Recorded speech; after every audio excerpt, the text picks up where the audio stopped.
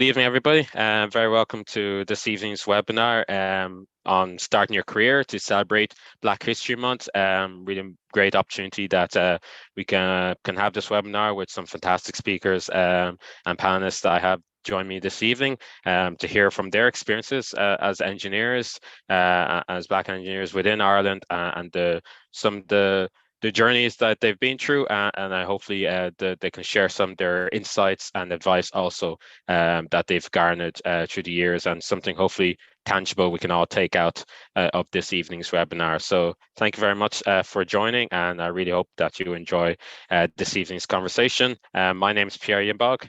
I work for Engineers Ireland, and I'll be emceeing tonight's webinar for you all. So before I introduce the speakers, I just want to let you know that, as you would know, as member Engineers Ireland, that you can log this webinar as one of your CPD hours. So when you do log into your membership profile, make sure you click the My CPD tab and log this as one of your hours. It's coming up to almost that time of year when you'll have to self-declare your 35 hours of your CPD. So good opportunity to also take note of this one itself.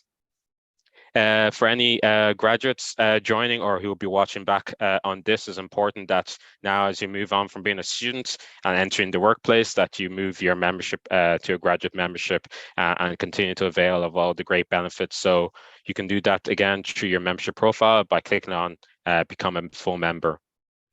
It's a really easy three-step process to come and get free graduate membership. So you obviously, like I showed you just there, log on to your membership profile and you fill out the application to confirm your details.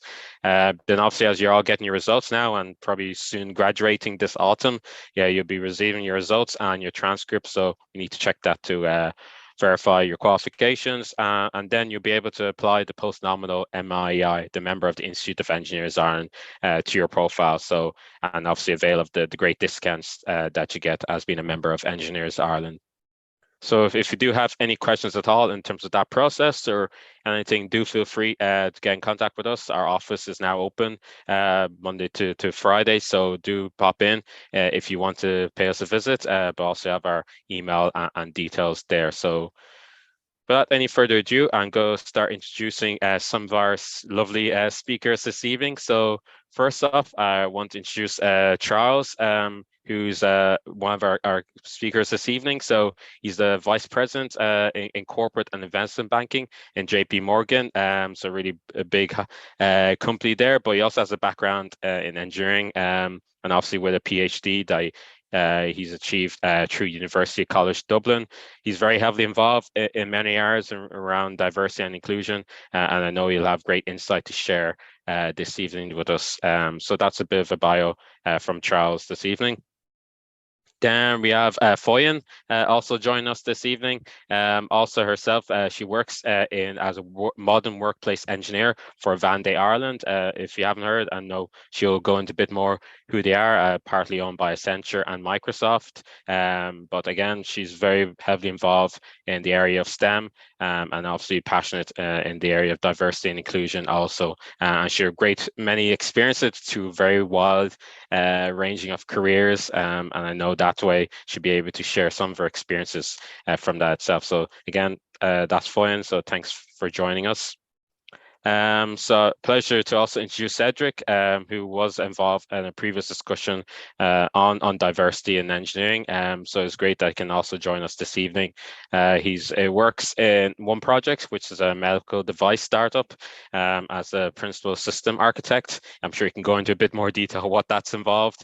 But also likewise, he has a PhD in electronics engineer, as well as a master's, again, all through Trinity College. So again, great wealth of experience to share this evening, and it's also a pleasure to have.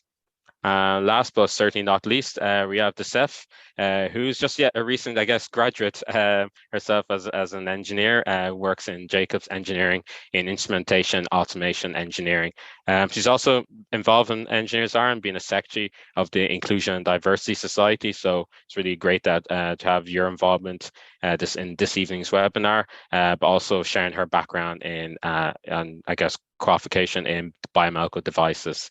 So that's 4 speakers this evening, and I'm now going to invite each of them to introduce themselves more formally and maybe go into a bit more detail of what is their backgrounds and what got them into engineering, and in terms of what's their day-to-day role like. So I'll invite Foyen to kick us off. So thank you so much, Prem.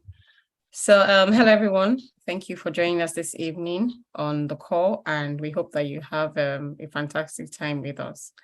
So I'm a modern workplace engineer, and I mean from the tech side, and I've been in engineering for coming up to 14 years now, so 13 years plus.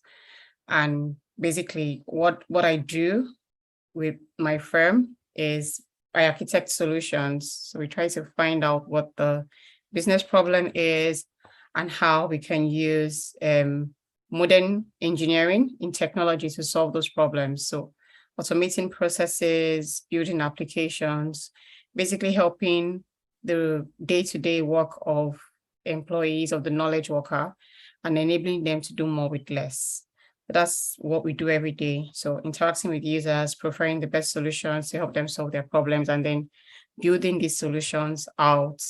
So what got me into this? I always liked computers since I was young, and I kind of knew I wanted to, at that time, I actually wanted to do computer engineering. But then I said, oh, so it's a funny story, but I might say, so my mom went to a friend to say, my daughter wants to study computer engineering. And the woman said, oh, that she's a computer engineer. And she didn't think opening up the laptops and the desktop and trying to repair it was something for a woman. That's why she goes to the soft side of it. So that was how I ended up studying computer science. And that's how my journey into engineering began. So the whole modern workplace engineering, the whole cloud engineering began. So, and it's been fun since then. Thank you. thank you for sharing that, Foyen. And yeah, I guess we sometimes fall into differing roles from what maybe we envisaged in going into, but thank you for sharing that and giving me an idea of what you work as also. So next I call on Charles again to introduce yourself, give a background into how you got into engineering and what you currently do in the big JP Morgan at the moment. Yeah, so yeah, thank you very much. I'm really excited, with this this initiative which you're organizing. So super thank you for inviting me as well. So my journey in engineering actually started many years ago that I'm happy to admit. I studied I started with mechanical engineering as a mechanical design engineer, working actually in 2004. I would have studied in Russia, in St. Petersburg at the time. So it was quite an interesting experience, coming there with scholarship and then, landing in the middle of snow with no experience of snow prior to that. But fast forward 18 years where we are today, I've gone through different areas from being that mechanical design engineer and then coming to Ireland to do my PhD in at UCD, the College of Engineering there. And then I went on to do a postdoc, loved academia at the time, and also actually ran a startup that was making point of care medical devices for just under a year before I now decided to move into the industry. So since then, I've started as an analyst, a research analyst, in Novartis, worked in Bank of Ireland as a data scientist, and now I'm monetizing data in JP Morgan. So basically, we're just looking at data, using it to understand customer journey, using it to make products that will generate revenue for the firm. But I'm super excited even more than engineering aspect about diversity and inclusion, which is a lot of things we're going to be talking about today. How can we get more engineers, particularly people of color, into that whole space, and making sure that we are building all these fantastic products that changing the world, and living the dream and leaving our legacy behind as well. Yeah.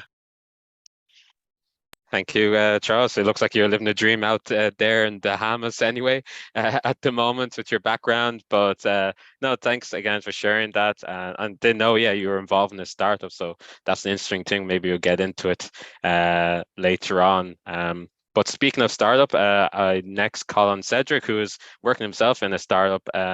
If you again want to share your journey into engineering and yeah, what you're involved in at one project. Thank you very much, Pierre, for inviting me. I'm really happy to take the time to share my experience as an engineer in Ireland. I currently work for a medical device startup called One Project Design Innovation. We are based in Donnybrook in Dublin 4, but we also have an office in Munich in Germany, where we've got two teams, the software team mostly in Germany, and I'm leading the hardware team for the next generation of product. So my current role as a principal system architect is to design the architecture and lead the next generation of intracardiac ecosystem. So we treat a condition which is called arrhythmia. Some people develop a condition where their heart rhythm is not consistent. It can change because they've got in the atrium some tissues that can generate electricity, while that cause muscle to contract. So the heart is kind of a big battery, and it does pulse based on the pacemaker. And when you have mini pacemakers, they can conflict, and they can cause arrhythmia, which can lead to strokes.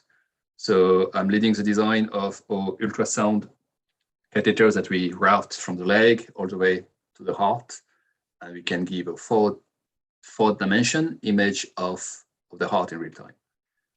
So that's quite exciting. We test a lot those days on animals, and in a few months, we're going to test on human beings. First in human coming up very soon. So my journey to One Project started back when I did my degree in engineering. I started in France and finished in Trinity College. I was supposed to be here for a year. That was 2004. And I've been staying for 18 years now. So it's been positive. I can recognize that there may not be the same maybe prejudice or bias that I have experienced in other countries. And my overall experience was quite positive. So I'm quite looking forward to sharing this experience with you today and answer any question you may have. Thank you very much, Cedric, and giving us an insight in terms of what you're working in, which is really interesting. So thank you for that. And then, yeah, I invite then Decep, likewise, to share your experience and your journey into engineering. I know you're only feel like you're getting into it now at the moment, but it's still great to hear, yeah, what it's like and yeah, what got you into it even too, and what you're currently doing in Jacobs Engineering. Oh, Pierre, thank you very much for having me over with this wealth of experience that I'm surrounded by. It feels very like, ooh, but I'm so glad to be part of the conversation. So my name is Decep Kata. A graduate engineer. I'm automations engineer with Jacobs Engineering. So we're pretty much a consultant firm who work for pharmaceutical companies. And what I do for them is we're part of a team that designs and goes over PNIDs, piping and instrumentation diagrams, and also the implementation and installation of those instruments and softwares in the manufacturing plants. That's pretty much it. In a nutshell, that's what I do daily. And what got me into engineering? I've always wanted to do engineering. For some, I don't know how. Because it's not like someone just came and said, "Oh, I think you should study engineering." I don't know where I got the idea from. And the funniest of things is that I wanted to do marine engineering. I don't know why. That's a different story. But my dad was seriously against it. He was like, not because he didn't want me to be an engineer, because he felt marine engineering was too niche, and he felt like do something more broad in engineering. You can always come back and do marine. It's a very niche area and all of that stuff. So anyway, I wanted to do mechanical engineering, didn't work out. I got admitted for mechatronics. Turns out I loved it. So here I am doing mechatronics and automation. And then I came over to Ireland for my master's in 2020 in biomedical devices, research and design pretty much, and I loved it. I enjoyed the process. It gives you a different critical thinking perspective. It allows you to think critically, especially when you have to research the purpose of something and then design it with someone's life at stake or someone's body part at stake. It puts a lot at stake. And so it's been a great experience in engineering, and Ireland has been fair to me. So yes, it's been good. That's great. So no, thanks for sharing that. I'm sure maybe one day you can go into marine engineering if you are still very passionate. I'm sure there's some crossover in that, and maybe a PhD, but not to put you under pressure for that. So no, thank you all for sharing, giving insight into each of your experience and journey into engineering and what your current roles as, and vast experience here and vast background. So. It's great that we have that for this evening's webinar. So I'm going to kick off in terms of this panel discussion. Like I said, there'll be opportunity at the end for attendees to ask any questions. So do get them ready if you have any particular ones you do want to ask any of the panel. My first one that I want to ask, and in particular, actually, Desef and Foyne, just before this, you told me you've only just recently come to Ireland from abroad. It's only been the last couple of years, so I'm sure it's been a massive change, obviously even pre or during the pandemic. So yeah, I'd like to know how you found settling in terms of that, both as an individual. Obviously, we know there's the difficulties within the immigration process within Ireland, and then even as in your own roles, how you found the change and everything. So if I can start with Desef, if you want to share in terms of your journey, coming to Ireland and how you found it. Okay, so I came to Ireland in the best worst time possible, because I came January 2020, and the lockdown was, I remember it clear as day, was Thursday the 15th of March 2020. So I've barely been in the country 2 months and a half, and then boom, it's a lockdown. The banks are closed. No one can fly anywhere. I was stressed out of my mind, and it was overwhelming. But I can say for certain 2 things got me by. One, the Irish people are at least the Irish people in Waterford, I can't speak for Dublin.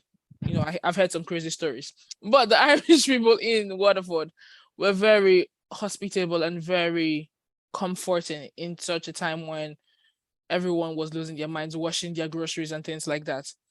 It was good to know people who will come over, drop me. So I had my friend, she will come over, she's Irish. She'll come over with a goodie bag, with multivitamins and a water bottle and some random things, and just put a little note. Oh, I know it's tough without your family. You can always reach out. And and I got that from quite a few people. And and also the Nigerian community here, they came around to all the students and they gave us bags of food and some money, and they were like, we know your parents can't send you money now.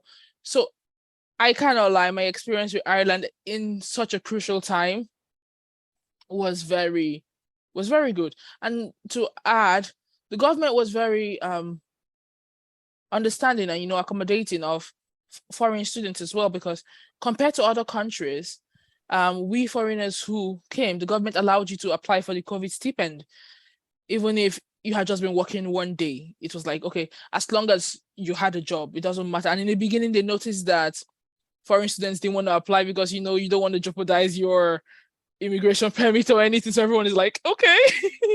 They literally had to go out of their way and say, don't worry, go ahead and apply. This data is not going to be shared with immigration and things like that. And that was what sealed it for me as to whether I was going to leave Ireland or not afterwards. Because when I came for my master's, it wasn't set in stone that I was going to stay. But that just was okay, this is a place to stay, because these are people that will look out for you, even if you're not their own technically. And so, yes, that was my experience. No, thanks for sharing that, and it's great to hear. I know, yeah, Waterford people. I know it's lovely people that to let you settle in, and it's great to hear in terms of that experience. That even though you came at a very, I guess, difficult time, you can say in the world, that you were able to have that support and you're taken care of in some ways as an international student, and yeah, you've settled in. So it's great to have that. Timmy Foyan, yeah, you've only come in the last couple of years too. What's your experience like? Yeah, so similar to this, I came in November of the same year, 2020, and mine was like in the middle of the lockdown. Like basically when we arrived at the airport, there was literally nobody there. There was literally very, very few people on the flight connecting us to Dublin. So it was really quiet, essential stores, essentials only at that time. But settling in was good. My organization was very supportive. It's helping to get the accommodation to stay, temporary accommodation and all that. So that was kind of sorted. Then I have children, so getting them into school too was not too bad. It was a bit difficult because there was the capacity limitation at that time, but we eventually got the schooling for them. So it's so my experience with the Irish in Dublin is very fantastic. My neighbors they are amazing, they are amazing, very supportive of us, of the kids. Any way I can help, they check in regularly, tell you fine, you need anything. So for me, that's really, really what I found very nice about Ireland. The people are very friendly and they're always ready to help. So I settled in quite well. Yeah, so it was really good. And also the teachers at my children's school were also very supportive. So they understood that they were children from a different country. So they went extra apologies. That's when they always say, please give me 5 minutes, and then they show up, right? So they're really supportive with the children, helping them to settle into school and understanding that, of course, the currencies that we spend are different. So they need some time to kind of catch up on some certain subjects. And also it was really good, good for me in Ireland, and I really love it here. So I'm happy and grateful.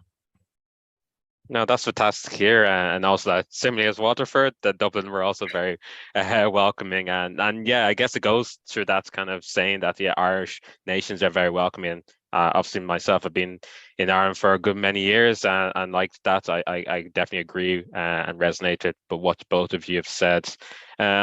So I know, yeah, for both Cedric and Charles, you've been around Ireland for a good few years, and I know, Cedric, you're saying you're coming up to your 18-year anniversary. So I'd love to hear firstly from yourself in terms of, how was it like first coming to Ireland, and kind of what change have you seen over the time you've been here in for the last few years? Oh, thank you, Pierre. So I remember flying out from Lyon to Dublin on the 6th of October 2004, meant to be for 9 months, just to finish my master's. And the first thing I noticed is looking for accommodation was a challenge. And I could barely speak English. I would hate to have a conversation on the phone with somebody. I wouldn't understand what they're saying. But anyway, managed to get a few places to go and visit. But one address was Howell Cross. Okay, go to Howell Cross, you'll find the house in the green door. Okay, get off the bus at Howell Cross, which I didn't know it was, mini stops, and start asking people, do you know this place? First person to know. Oh, but okay, maybe I can help you. Let's go together and ask for somebody else. So go and ask somebody else. I didn't know, but then the 2 people walk with me to a pub and ask 2 more people. They don't know, but now 5 people are walking on the street with me, trying to find the address or trying to talk to the person to try to give them direction. So they spend 20 minutes of the time helping me find this address. Something that I wouldn't expect people to have time to do, but people had time to help other people. You stand at the corner of the street with a map, and 5 people will stop to help you find your direction. So that was a very good sign. And I was studying in Trinity College. I was living in Trinity College, and I was working in Trinity College. So I was living in a bubble pretty much, where life was a bit more secure than the rest of the country. So it was really positive. I was sharing a bedroom with an Irish student, Daniel, and I think this experience allowed me to speak with somebody every day, to be more confident speaking English and understanding English. And then I thought, I was good enough to stay and do a PhD. So that was 2005. PhD was long, it wasn't easy, especially funding is a bit challenging. It's very hard to live on maybe 600 euro a month and have to pay your rent and pay your food. So it was a bit tricky, but we managed to make it. And then looking for a job wasn't too difficult, I think, especially with the right skill. People don't really care, where you come from. If you've got 1 or 2 heads, it doesn't really matter as long as you can do the job. And that pretty much helped me go from, role to role and be where I am today. So globally, the countries have evolved a lot. Technology, I can see as invaded everybody's life. We were talking earlier about the bus. I thought it was amazing the way the bus has developed. Now you can follow the bus on an app. Back then you couldn't do that. And I think the fact that Ireland has this wealth of knowledge, that companies come to the country to set up headquarters, will give us a chance as engineers to have opportunities that maybe in other places we may not have. So that's kind of, in a few sentences, my experience so far. Yeah, we definitely have come a long way. If now we do have a bus app, but obviously it does have its glitches here and there. But no, thanks for sharing that in terms of how you first settled in. Like anybody else, in terms of, we know now the struggles of finding accommodation, but it's good that you're able to find something, and that helped you in terms of mix in, and I guess you found your way as you are now. So it's really good. So yeah, Charles, likewise, you coming to Ireland, how was that, and what change or developments have you seen? Yeah, actually, I came to Ireland. That was in 2007, May. I came to do PhD. It was very, very. I got a scholarship. It was a research fellowship funded by Enterprise Ireland at the time. So that was really very, focused. Arrived in the country, very, very, accommodating. They put me in the hotel for the few days I arrived, just to help me settle in before I found them accommodation and the rest of them. So it was really, really. I remember the second time I came into UCD, the first time I used the bus. So they dropped me in the and 11 entrance. Then I came the other time, they dropped that Plonsky entrance. I was completely lost. I couldn't find my way. I didn't even know where. It looked such a big place, but even in the middle of that, there were loads of people that were happy to, say, I'm just looking for the engineering building. And then people would just direct you. That's similar to the story that Cedric was talking about there. So it's been a good experience. A lot of things has changed in this country. Things like, now we have cycle lanes. We didn't have cycle lanes before, for example. And we talk about the bus network. I mean, like if you look at all those timings, I mean, these are some real engineering things, achievements, if you like. The timing at those bus stops, man, that's all new. So the people don't remember them now. Google Map was just starting at the time, right? You could barely use map. Now I can't get around without that map.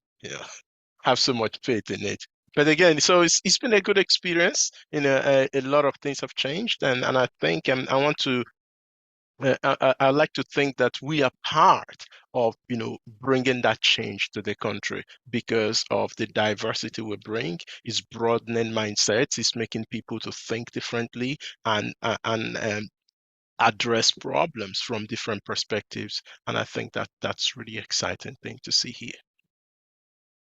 No, that definitely, that's a great point to raise, and I know we'll get into that discussion in terms of what the benefits of having a diverse workforce and diverse nation and diversity in engineering does bring to all these fantastic developments and changes that we've had. And it's hard to imagine days when we didn't have like Google Maps or different things that now it's the norm really now. So, and that's it all down to fantastic engineering.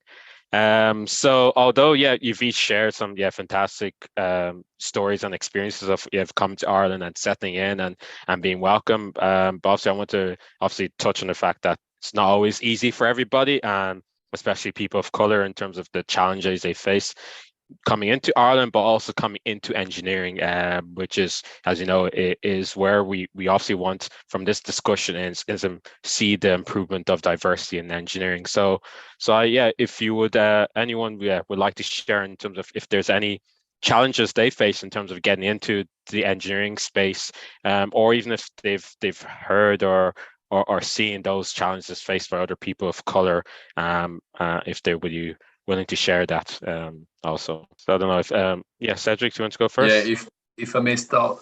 So from my point of view, it wasn't really getting a job or getting an interview. Something I noticed which seems to be quite good for recruitment point of view in Ireland or the UK is your CV doesn't include your photo. You don't need to provide your date of birth. You don't need to provide your marital status, because those are irrelevant. So access to employment is depending. You might have more challenge if you're non-EU because of the work permit process, which is quite lengthy, but not really because of the color of skin. What I find a bit difficult is when you look at designing a product, the design input of requirements don't really include people of your type. So you kind of feel not cater. So you develop good products that you may not be able to use. So in my case, it was developing a device to sense through the skin the heart rhythm, the full ECG. And the data we had from publication did not correspond to the data I was recording myself in terms of what model is being used to model the skin. And we quickly found out that those models are for white people with very specific skin type where the impedance will be of given value. And when we start testing more skin types, both including male and female of different age and different ethnicity, we saw a wide range of skin model depending on person to person. So that we realize that we cannot just apply a single model for everybody. We need to be more inclusive in the way we collect input and requirement to develop a product. And it was, I think, a 2-year research project. We had 276 different subjects with different skin type, with different conditions, to truly model what people's skins look like from an ECD point of view. And then we carry on, did more research, just figure out that all the products may not include somebody's skin or somebody's ethnicity, such as oxygen sensing that can be picked up from the fingertip through an infrared LED that goes through the skin. And based on the reflection, we can actually figure out how much oxygen are in the blood. So they're not accurate when the skin is not Caucasian. So that's another kind of flaw in the way engineering products are being designed, because the way the design input are collected and the way the validation is done is not inclusive. And something we've been looking to change. So wrote papers, went to publication, and gave feedback that the standard should be changed to accommodate a wide range of patients and be changed from this value to that other value, that is more accurate. That's great insight to hear, and something very practical like that. Maybe not many of us would be aware of, and sometimes, yeah, can have really fundamental, make a fundamental difference to people's lives. Really, to have those kind of more inclusive in terms of that kind of work. So no, thanks for sharing that. Anyone else in terms of challenges they've seen or experienced, or ways maybe that can be addressed also? Yeah, maybe not so much challenges per se, but what I want to, on top of what, Cedric has said, is more around, yes, we face challenges. There's no, sugarcoating that, definitely.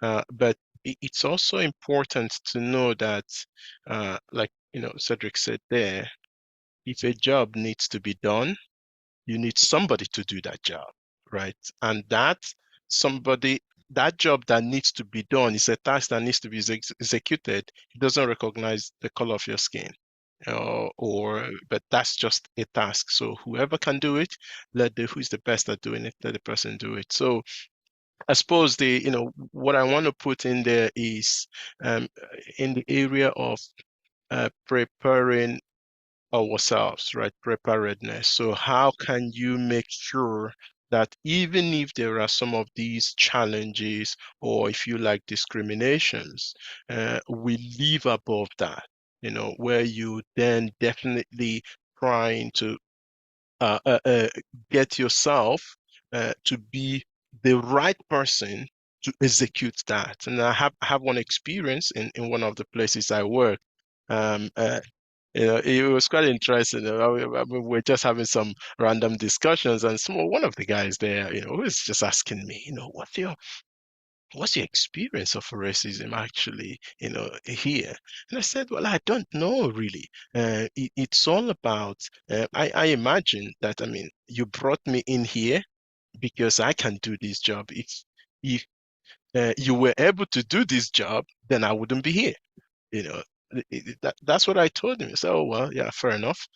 So that's what the 2 cents I want to put in there about that whole area of trying to, position ourselves and to be able to live above all those type of, if you like, discrimination or challenges.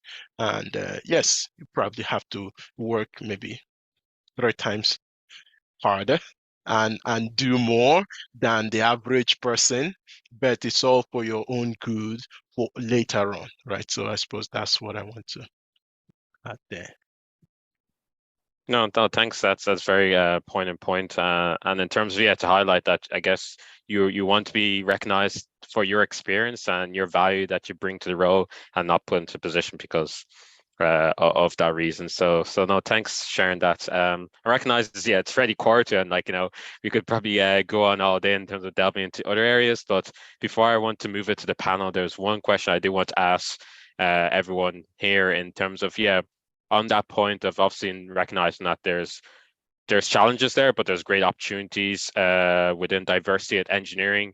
So this is a kind of two-pronged questions, like what's your hope for the engineering profession in this, in the area of diversity inclusion, and kind of what will be your advice to someone listening this evening as maybe an engineer, a Black engineer, or maybe someone who wants to be an ally also. So what's your hope and what's your advice? So Foyan, if you want to kick off. Yeah, thank you. So my hope is for us as Black engineers to become very many, like we look around the room and you can see a number of people that look like you. That's what I hope for. So both Black and women. Sorry, I'm being a bit biased now. So that's my hope. And then that we can also grow together as a community of engineers here in Ireland, that in the next, say, 3 to 5 years, a couple of us will be in senior roles, also decision-making roles, and can kind of have the ability to influence policies and those type of things that would ensure that there's I'm not saying that there isn't, but when we have more voices there, we can ensure that all of those policies would factor in inclusion, and diversity. And also back to Cedric's example, when we have many of us in the room, then those type of things, we're able to experiment, on them and see it from different angles. So that's the beauty of diversity. So that's kind of my hope for the engineers here in Ireland.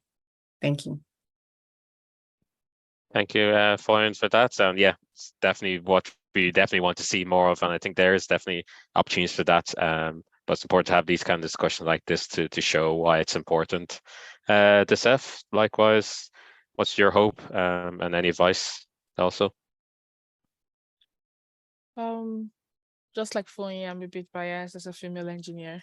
My primary goal most times is more Black women in engineering, because the numbers are very few, especially when you come to more mechanical design kind of engineering. It's the numbers are embarrassing. So that's usually it. But I feel like it's easy to say that, but if you don't, there are two things, there are two parts of it. We usually say that to people in universities, but by then it's almost like it has been written in stone. People can't go back and start starting engineering from scratch. They've already picked accounting, or they've already picked, I don't know, business analytics. We can't go back and pick mechanical engineering. So I think that we Black engineers should be more proactive by going to the grassroots and the secondary schools and primary schools and start planting the seed that will germinate in 6 to 8 years. Because if you don't, because we can't disagree that there's already this bias towards engineering as a whole, regardless of race, that engineering is so hard, engineering is tedious, engineering is this, and it's not worth the pay, especially with these days compared to tech. And so therefore, we are already at a disadvantage, even before you begin to bring in race, color, gender, and whatnot. So we owe it to ourselves to do the work. No one is going to do the work for us. We owe it to ourselves to go out to the primary schools and go out to the secondary schools, most especially in these formative years, and begin to plant the seeds as to the impact that engineers bring to the society at large. That society really can't do without us. That's the truth. From your housing to your to transportation, to your medical devices, engineering lies there at the core. But we are not. Doesn't seem to be like the numbers are increasing, even though, policies are changing all around. And that's because we engineers, I don't know if we're laid back or what the issue is, but we don't seem to go and do the work. So that's the one part, what I hope to see, that every one of us begins to do the work, not from the the university level, but from primary and secondary school, begin to plant the seed. And what I advise for anyone studying engineering now is, don't listen to all the negativity. It's not as hard as they say. Is it really hard? What is not hard even? Hard is very relative. And no, this is not me trying to sugarcoat something that is really a mess, but it's not. Compared to my friends who do programming and stuff like that, I'm not crying the way they are crying 19 nights out. So I don't think it's that hard. But it's just not spoken about in such positive light enough. So just keep at it. It may look like you're going down a lonely road, that no one else is there to support you, but you have tried to network to other people who have gone before you. That's how I have, that's what has helped me so far in my little journey. Always networking, always meeting up with other women who are in engineering to be like, oh, how do I navigate this? This is what I experienced. What do you think? People will give you tips and advices on how best you can grow. So always key into a network, either a network of whatever field of engineering you're in, key into that network, whatever gender you're in, key into that network of engineers. That way you have the all-round support that you need. And also key into Black engineers if you feel like you're experiencing some sort of racial bias or discrimination. That will help you go a long way. Thank you. Thank you, Desef. That's fantastic insight and the advice to share there in terms of networking. I think I'm sure we can all agree how important networking is in terms of the space that you're all in terms of the opportunities and the benefit it can give to other people really is important. But I really agree with your point in terms of starting From as early as you can. Yeah, at college level, it's not that it's too late, but your build challenge is a bit more there. But yeah, starting early in terms of planting those seeds. So thanks for sharing that. Then yeah, Charles, then if you want to share Maybe also. yeah, let me add a little bit to that. Actually, I super agree with everything Seth and Foyin said. But if you look at the business angle to that as well, so there is massive benefit for diversity in engineering, right? So we know, for example, there's research out there, particularly from McKinsey wrote about this. I think about 2 years ago, that having gender diversity can improve the company's bottom line by up to 24%. And if you have ethnic diversity, that's even better, right? 36% increase in your profit. So there is huge benefit definitely for companies to embrace that whole diversity journey. It's very important. So and from so that's advice, if you like, for corporates or companies that are listening or watching this webinar. But if we also think about the engineers themselves, it's a great place to be. It's actually a unique position. If you look at, I mean, I saw one picture that showed, I think it was the CEO of some of the major companies, and they said, what is the thing that is connecting them? They're all engineers, so that was quite fascinating to me. So there's a bright road for us, starting engineers. I tell somebody that the one good thing, I talk about it from engineering perspective, but also from a PhD perspective. But if we look at engineering perspective, and you see that, I see that in the industry because I've worked with a number of people now. You see that certain your engineering degree teaches you to solve problems in a logical way, right? And it's kind of obvious to you until you meet somebody else that is not obvious to them. And then you're just wondering, oh, what's going on here? Why are they not following a pattern? So you are actually at a unique advantage. You have a unique advantage, as an engineer coming, so with all those learnings. So we just need to tap into them and also be able to talk about them, not just that it stay on paper. Talk about them, sell ourselves, sell yourselves as, look at all the values I bring to the team. And then all those will help to, open many doors of opportunities for us. That's fantastic. No, thanks for that, Charles. And yeah, your insight too. Cedric, likewise, what's your hope? So I've got two children, two boys, 6 and 9, and one of them wants to be an electronic engineer, which is really very exciting for me, and allow them to be able to embrace engineering in a way that they see it not just as a job that pay you bills at the end of the month, but as a vocation that will carry responsibilities, duties, so that they will have pride in putting together the best design, the best technologies that they can achieve, and look at, especially in my case, where the product views are going into people's body, helping people to improve the quality of life. That when you think of every task you do that leads to entering a product, that it will be used on yourself, on your kids, on your family, on your loved one, and that will maybe give you this extra bit of motivation to maybe do an extra analysis, check the result twice, make sure that you have a chance to get it right, maybe first time or second time, but really not look at engineering as a 9-to-5 job, but as a mission, as a vocation that will help you contribute in improving not only your paycheck at the end of the month, but society as a whole. That's perfect, Cedric, and I think that's I guess embodies the mission of Engineers Ireland is to try and make these great solutions that support society in a way. So just to plug that. So, but before I guess stop this recording and allow for a couple of questions from the audience, I just want to go on record and say thank you for a fantastic discussion this evening. I've had the pleasure of joining you even before this and hearing your great insights. So I wish I had probably recorded that part because it'd be a great thing. But also even this part also has been a fantastic conversation, and I've really I'm amazed by the great insight that you each have, the great journey you've been on. But I know you'll even go on to greater and bigger things, whatever stage you are in your career. So we want to thank you myself personally and on behalf of Engineers Ireland for joining me in today's discussion.